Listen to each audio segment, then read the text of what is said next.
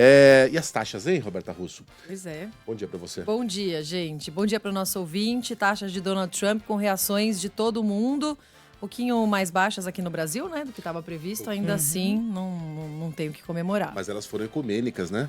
Sobrou para o Reino Unido, sobrou para Israel, sobrou para Argentina. Madagascar. Aliás, eu não sabia que Bangladesh oprimia economicamente os Estados Unidos. A Somália. Quem mais, ô Larissa Biscaia? Camboja. Isso durou muito tempo, mas acabou. Chega de opressão. Falaremos bastante sobre as taxas de Donald Trump. Todo mundo já foi apresentado e escalado, só falta ele, meu galo. Toca a bateria. Então vamos nessa, porque começam a valer no sábado as tarifas recíprocas anunciadas por Donald Trump sobre produtos importados de outros países, no caso do Brasil, sobretaxa de 10% sobre todos os produtos vendidos aos Estados Unidos. China, União Europeia e Japão terão tarifas adicionais, como disse a Roberta, já com muitas reações pelo mundo. E a Larissa Biscaia detalhando aqui pra gente. Bom dia, Lari. Oi, Sheila. Bom dia para você, para todos. Começam a valer no sábado, dia 5 de abril, portanto, as taxas de importação de 10% para os produtos brasileiros que entrarem nos Estados Unidos. O tarifaço imposto a países de todo o mundo foi apresentado ontem pelo presidente Donald Trump em uma coletiva de imprensa realizada fora do Salão Oval. Foi nos jardins da Casa Branca. Este é mais um endurecimento da política comercial dos americanos desde que o republicano tomou posse em janeiro deste ano. No anúncio, Trump afirmou que os países africanos estariam tirando vantagem dos Estados Unidos. Depois, ele citou as tarifas de 10% impostas ao Brasil. O presidente americano disse que os percentuais cobrados dos produtos brasileiros seriam próximos aos que o país cobra dos produtos importados norte-americanos.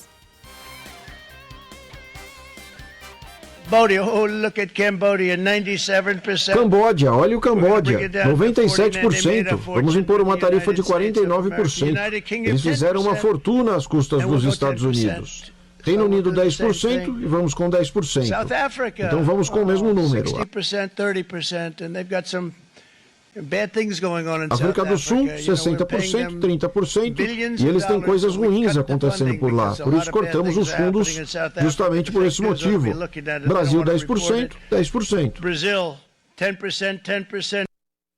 O presidente americano compara o tarifaço ao Dia da Independência. Na fala de ontem, Donald Trump afirmou que dia 2 de abril é um dia histórico para a independência econômica americana. Esse é um dos dias mais importantes, na minha opinião, na história americana. É a nossa declaração de independência econômica. Durante anos, cidadãos americanos foram forçados a ficar de fora, enquanto outras nações ficavam ricas e poderosas, muito às nossas custas. A taxa de 10% para o Brasil foi menor do que para outros parceiros comerciais dos americanos. No caso da China, a taxa chega a 34%, além das já existentes de 20% sobre as importações chinesas. Portanto, taxação à China pode chegar a 54%, dependendo do produto. Os produtos da União Europeia terão 20% de tributação. Nos dois casos, China e União Europeia, a cobrança começa na próxima quarta-feira, dia 9 de abril. Donald Trump afirma que a indústria americana renasce com o tarifaço. My fellow Americans, this is Liberation Day. Meus compatriotas americanos, este é o dia da libertação esperado há muito tempo. O dia 2 de abril de 2025 será para sempre lembrado como o dia em que a indústria americana renasceu, o dia em que o destino da América foi recuperado e o dia em que começamos a tornar a América rica novamente. Vou torná-la rica, boa e rica. Em instantes, eu assinarei uma ordem executiva histórica instituindo tarifas recíprocas para países de todo o mundo. Recíproco, isso significa que o que eles fazem conosco, nós fazemos com eles. Os líderes mundiais reagem a esse anúncio das tarifas recíprocas. O secretário de Comércio do Reino Unido, Jonathan Reynolds, disse que a resposta de Londres ao anúncio de Trump é manter a calma e o comprometimento em fazer um acordo. O premier da Austrália afirmou que a decisão de Trump não é um ato de amigo, mas disse que o país não vai adotar tarifas recíprocas em resposta. Um dia antes desse anúncio, a presidente da Comissão Europeia, Ursula von der Leyen, havia dito que a União Europeia tem um plano forte para retaliar as tarifas impostas por Washington. Por fim, a China também prometeu tomar medidas retaliatórias.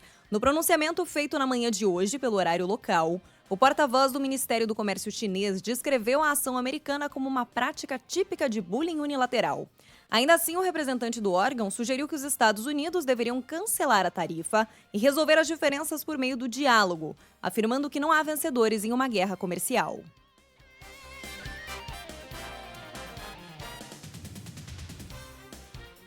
Bom, veja que Donald Trump está implodindo um mundo que os próprios Estados Unidos criaram, né? Um mundo sem fronteiras, um mundo do livre comércio, em que as trocas com o mínimo de tarifas possível levariam a uma maior prosperidade e, portanto, a uma maior paz. De fato, funcionou durante muitas décadas, né? Os países tornaram-se mais prósperos e nós estamos no maior período do mundo moderno sem uma grande guerra mundial. Obviamente, há guerras, mas não temos uma guerra como a primeira, a segunda, enfim, grandes conflitos mundiais. Né? Donald Trump está subvertendo tudo aquilo que os Estados Unidos defenderam durante décadas como o ideal do capitalismo. Né? Ele vai levar, portanto, a um mundo sem prosperidade, a não ser, acredita ele, para os Estados Unidos, e um mundo menos pacífico, né? Onde nações amigas, até as nações mais próximas dos Estados Unidos, entraram no bojo da sobretaxação. Repito, Israel, Reino Unido, Canadá, pense aí numa nação amiga e ela recebeu uma sobretaxação, muitas vezes acima dos 20%. Se Donald Trump está encarando e parece estar encarando essa onda como uma medida arrecadatória para que entre mais dinheiro nos Estados Unidos, ele vai cair do cavalo. O que ele vai estar gerando é inflação. Pegue aqui esse objeto, esse telefone. É um telefone supostamente americano, mas quase nada aqui nesse iPhone vem dos Estados Unidos. A gente tem a patente intelectual e a gente tem, se não me engano, um processador, o A15, que vem dos Estados Unidos. De resto, acho que o modem também. De resto, o chip vem de Taiwan. Essa tela aqui vem da Holanda. A memória vem do Japão. O microcontrolador do iPhone vem da Suíça. O display vem da Coreia do Sul.